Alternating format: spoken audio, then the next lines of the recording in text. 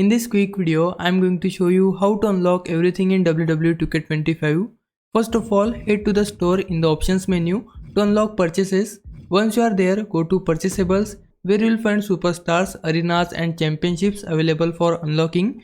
Now if you don't want to grind for VC, there is a quicker way. If you bought the Deadman edition, it includes a supercharger pack code. Simply redeem your bonus content and it will unlock everything in this section. In case if you bought the standard edition, you will need to purchase a supercharger pack manually. To do this, go to the store from the main menu. Select the first option. In my case it is Steam store, but you can have a different store if you are on PlayStation or Xbox.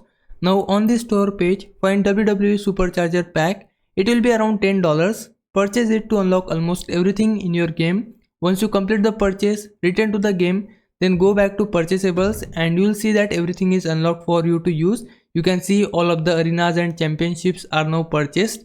However, keep in mind that this method does not unlock items from My Rise, Showcase or My Faction, which must be unlocked through their respective modes.